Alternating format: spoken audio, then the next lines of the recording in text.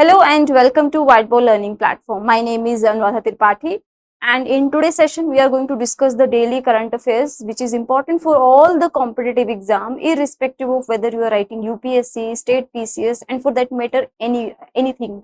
So in today's session we are going to discuss the news from the national affairs about the Rani Durgavati and co-district program of Assam state government. Then we are going to discuss about the Be Ready index from the Indian economy section which is belongs to the World Bank. Then we will discuss about the hammerhead shark species, which is a species in news. Then we will discuss about the certain geographical region which were present in the news in the newspaper. For example, Lake Kivu, Hirakund Dam, and Lipu Lake.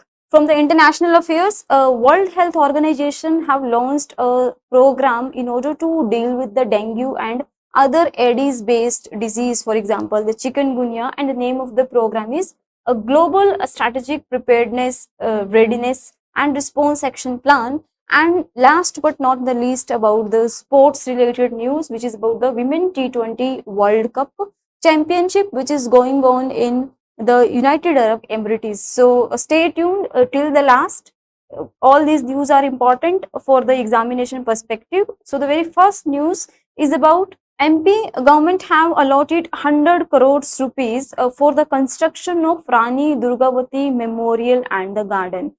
From this particular news, what you should remember from the perspective of exam is like where this garden and the memorial and the garden is going to be constructed. That is in the Jabalpur district of Madhya Pradesh.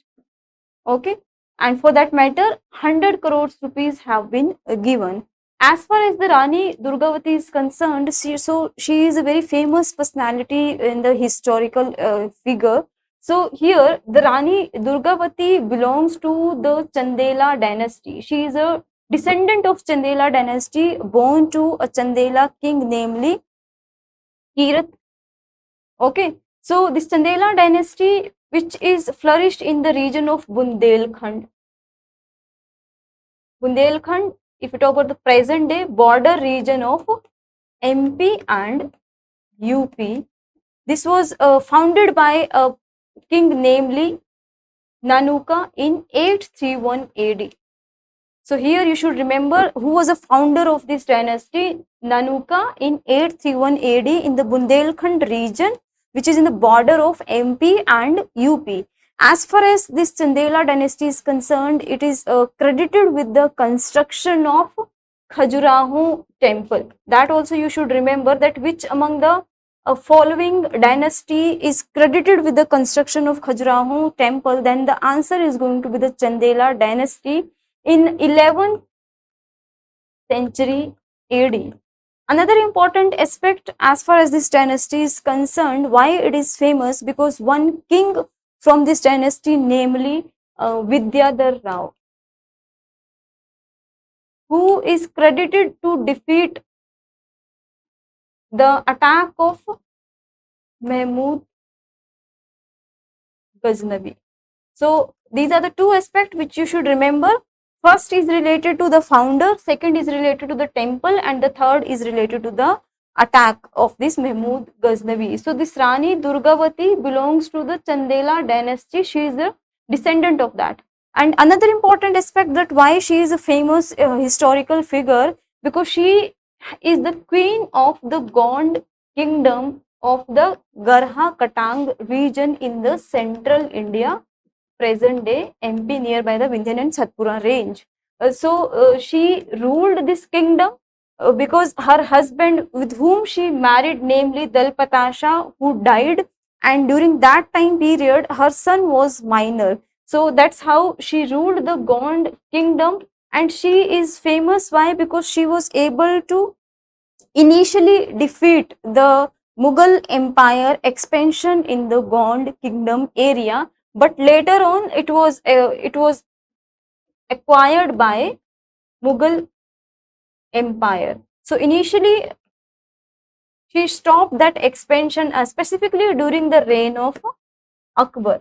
So these are the key aspects which you should remember that might asked in the exam apart from the current affairs perspective. Now, the next news that we are going to discuss about the core district program of Assam. Why this current affairs is important? Because Assam is the first state in India to have such initiative of the core district. Here, the objective of this core district is to improve the governance in the Assam state. So, the objective is to improve the governance and administration. But the question is how? So we all know that the entire administration of the district is revolved around the district headquarter, which is headed by the district collector or district magistrate. Okay, so any other person who is living in the far away from the headquarter or the urban area, for example, let's say the village. So for the sake of administration, they have to visit the district headquarter, so which is very time consuming. So this is something have been eliminated with the help of the core district program. How? Here the smaller area within the district is going to be created, which is going to be headed by the district assistant district commissioner. So assistant district commissioner is going to head this new unit within the district, additional district collector. Okay, so whereby the administration and the governance related aspect, the people can directly approach the core district instead of visiting the district headquarter. Okay, so this is about basically the improving the governance and the administration, or we can say the minimum government and the maximum governance. Understand? So this is very important because Assam is the first state in India to launch such initiative. So that's how this is important. Now, the next news is from the economy, which is about the World Bank Be Ready Index. Here, first and foremost, we will discuss that why this index is in news. Because in India, the ranking to the different state in the area of ease of doing business is provided by a Department of Promotion of Industry and Internal Trade, which is under the Ministry of Commerce and Industry. So the ranking to the different state as far as this ease of doing business is concerned is based on business reform action plan.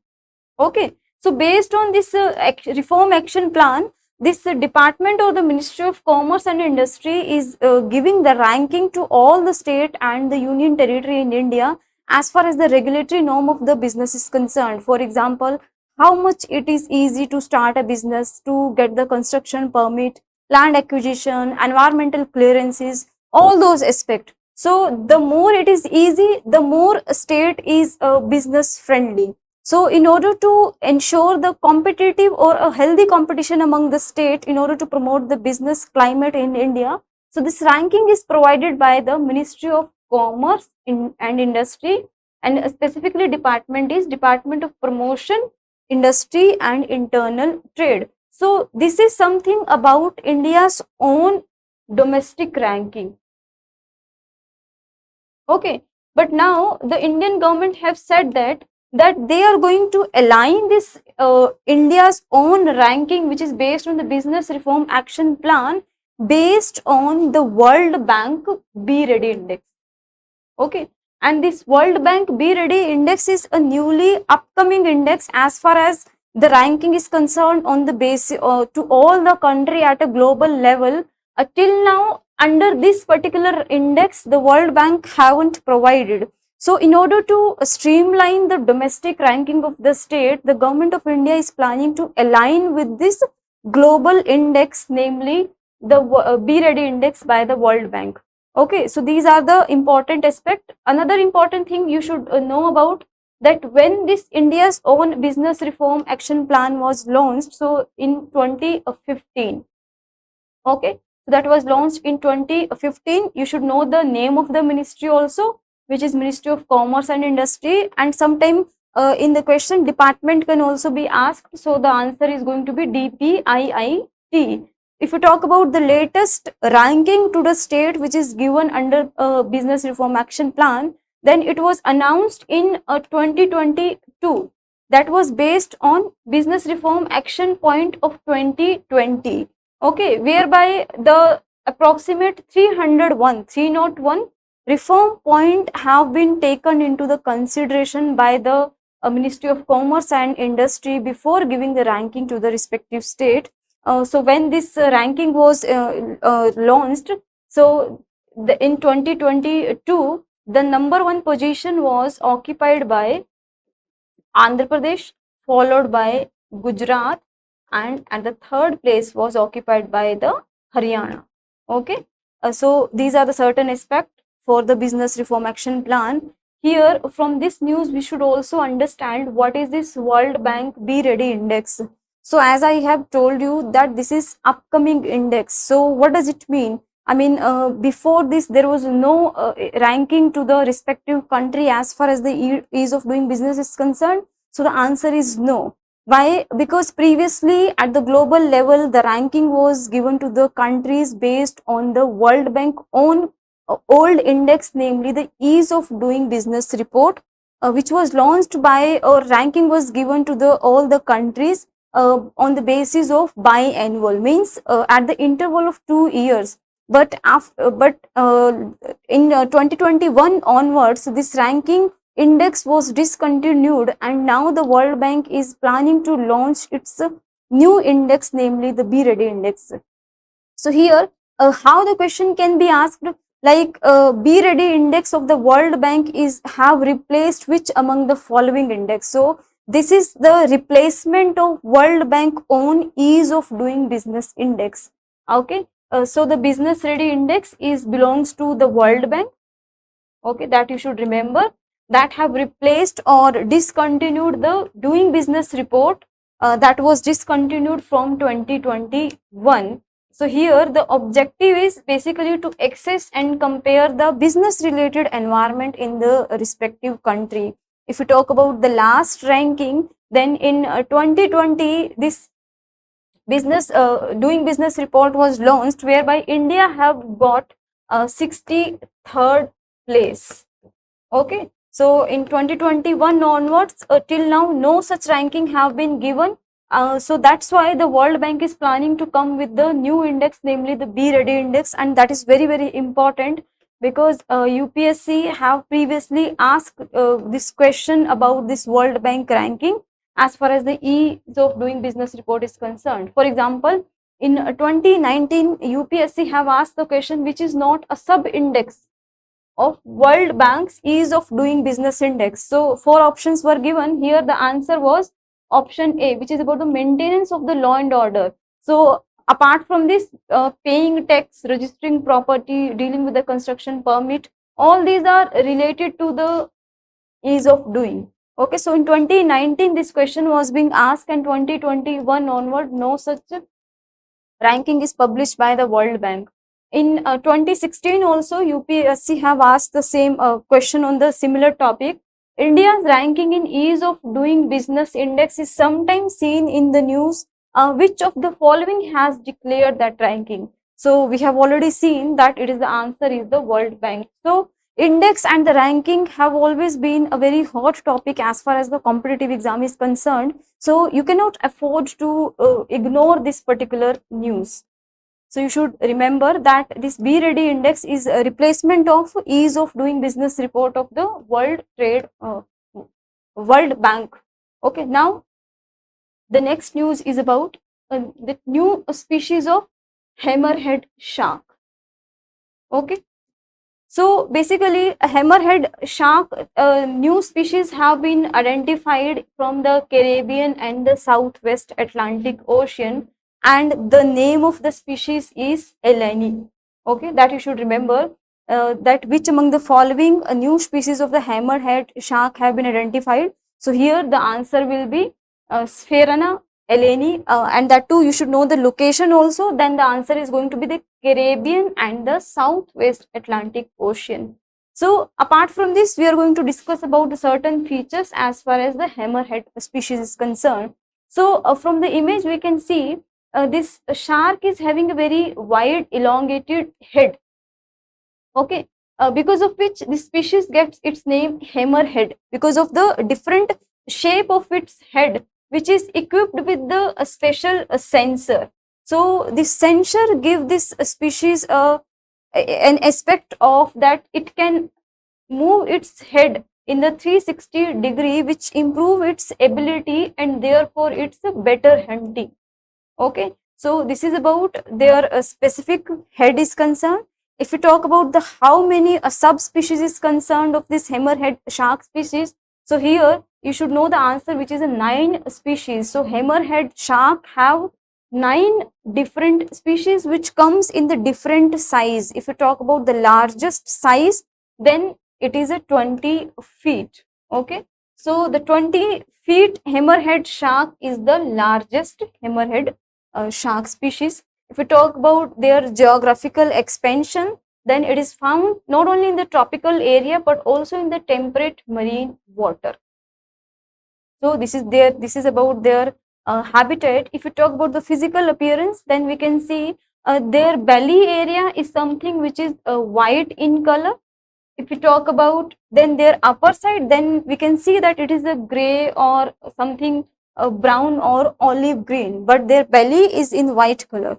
Okay, another important aspect is they have the viviparous mode of reproduction, which means they give the birth to the live being. Okay, it means not eggs. Then another important aspect is these species are exothermic animals. What is the meaning of exothermic? Means they don't have the physiological features to regulate the temperature of their body. So this hammerhead species, exothermic, means which they don't have the naturally a physiological feature to regulate the temperature of their body. So this is about the hammerhead shark. Now from the geography area, first we are going to discuss the Hirakund Dam. This is very crucial. So first we'll see that why it is in news, because the Odisha government have given the fund, namely 855 crores rupees for the renovation of this Hirakund Dam.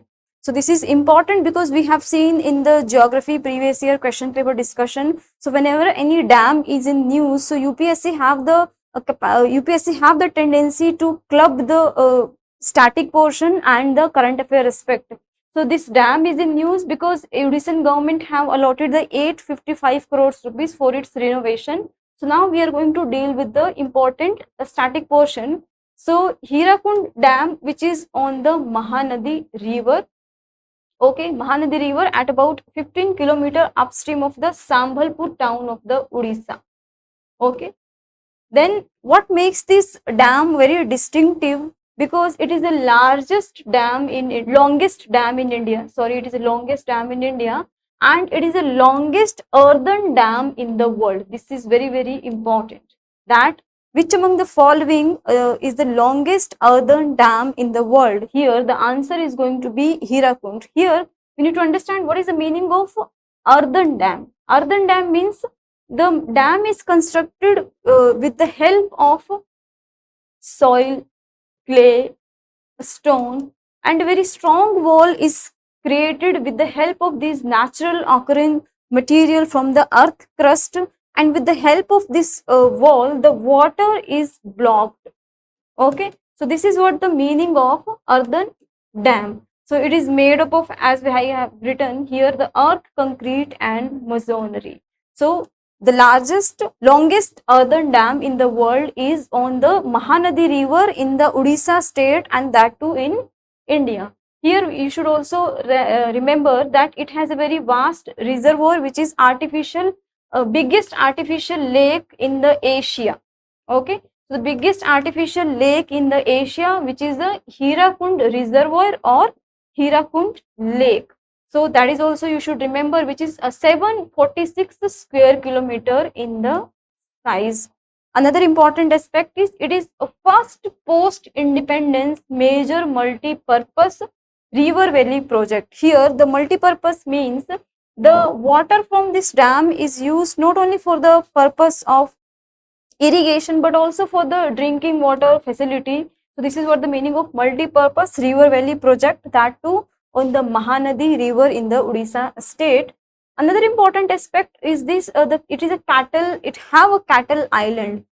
Here the meaning of this is basically when this dam was being constructed, so a very huge population of the cattle was leave behind by the people who are living in the area nearby this Hirakund dam. So now we can see a very huge population of the cattle island which is in the Hirakund reservoir, which is a large herd of the wild cattle. So this large herd of the wild cattle, because the people have left the cattle leave behind when they have leave this place because of the construction of this Hirakund dam. So this is very, very important. Now the next important news is about the Lake Kivu. So this Lake Kivu, which is in Africa continent, this is in news because 78 people have died after the boat which was sink in the Congo Lake Kivu. This news was published in the Hindu newspaper. Okay, so people have died because a boat was sink in this particular lake which is in the African continent. Now we'll see that this lake, if we can see from the map, this is the location of the map. On one side there is a Rwanda country, on another side there is a Democratic Republic of Congo. So this lake is in the border region of Democratic Republic of Congo and Rwanda. Okay, so this is the important aspect, that it is in a boundary region of which two country. If you talk about from the perspective of geography, then it is in between, then it is in the Albertine Rift, which is the western branch of the East African Rift. So here what is the meaning of rift is basically a breakage in earth crust. So this lake is located in this particular Rift Valley of East Africa, and if you talk about the particular location within this African Rift, then it is in the Albertine Rift, which is a branch of this East African Rift. If you talk about that where this particular lake is emptying themselves, so this lake emptying into the river, namely Rusizi, which in itself flow down to the southwest in the lake Tanganyika. Okay, so these are the important aspects that you should remember, that this location of the lake is in the East Africa in between the two countries, namely Democratic Republic of Congo and Rwanda. Another important last aspect is that it has the 10th largest inland island. Inland island means within the in this particular lake one island is located, namely Idzevi Island, which is the 10th largest inland island on this earth, and that too on the Kivu Lake. So all these are important aspects related to the Lake Kivu. Now the next is news is about the pass which is in news, namely the Lipu Lake Pass. This is in news because pilgrimage recently had the first sight ever view of the sacred Kailash peak from the old Lipu Lake Pass from the inside the Indian territory. So that is the reason that the pilgrimage have approached to the Kailash peak, which is very important Hindu pilgrimage site that is in the Tibet region. So Indian people have seen this particular Kailash peak from the inside of the Indian territory with the help of this Lipu Lake Pass. So here what we should remember is that what is the location where it is located. So here the Lipu Lake Pass, if I'll draw the map then, so this is basically Uttarakhand. This is the border of the Uttarakhand with Nepal, and this is the Tibet region of China. So Lipu Lake Pass is located at a tri-junction. Okay, tri-junction, here the meaning of tri-junction is in between the three different areas. So one junction of this tri is India, second is Nepal, and the third is Tibet region of China. So at the border of these three places and from the side of India, it is in the Pithoragarh district of Uttarakhand.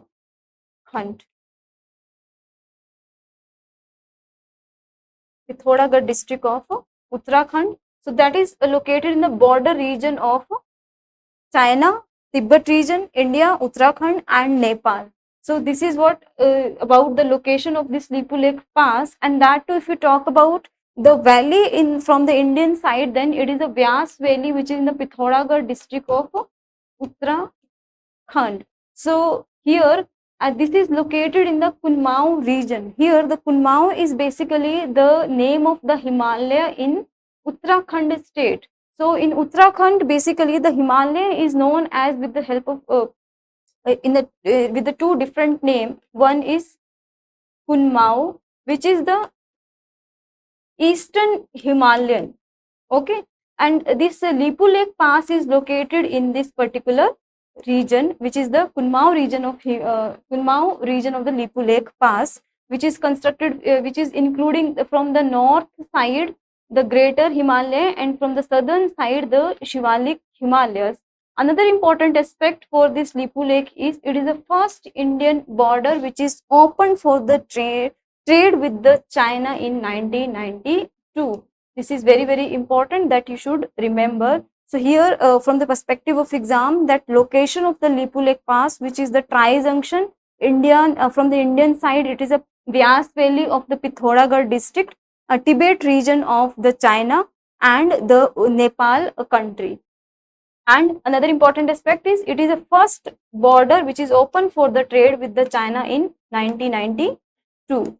Now from the international affairs, it is the global strategic partnership preparedness readiness response plan which is launched by the World Health Organization.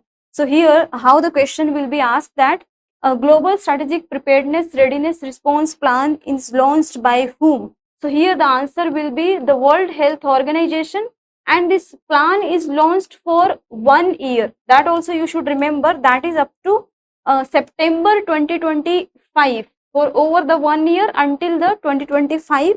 And this plan is specifically deal with the dengue and other Aedes borne disease, for example chikungunya. Okay, that you should remember that this is related to which particular disease, by whom and what is the duration. Another important aspect, this response plan is based on the global vector control response, which is also the initiative of World Bank, that is for from the 2017 to 2030. Here the objective of this control program is to strengthen the vector control disease program worldwide, that too related to the waterborne disease, for example dengue, chikungunya, malaria, like this. Okay, so this plan is also based on the global vector control response from 20, which is the timeline is 2017-2030 by the World Bank, by the World Health Organization. Sorry, it is related to World Health Organization. Okay, so this is about the global strategic preparedness readiness and response plan by the World Health Organization. Now the last news for today's session is about the sports, from which is about the World T20 World Cup Championship. So as of now in 2024, this T20 World Cup is started from 3rd of October, that is going to be conducted up to 20 October. So as of now, this World Championship is going in UAE. Although initially it was planned to be done in Bangladesh, however, because of the political instability in Bangladesh, so now this Women T20 World Cup Championship is going on in United Arab Emirates. So now this is in news because India have beats the Pakistan by 6 wickets in the Women T20 World Cup. So in this Women T20 World Cup in 2024, 10 countries are participating, and whereby these 10 countries have been organized in two group A and Group B. and each group is consisting of 5 different countries team. For example, in group 1, the 5 countries which are the part of that group 1 is India, Pakistan, Australia, New Zealand, and Sri Lanka. In another group, there is a West Indies, South Africa, Bangladesh, Scotland, and England.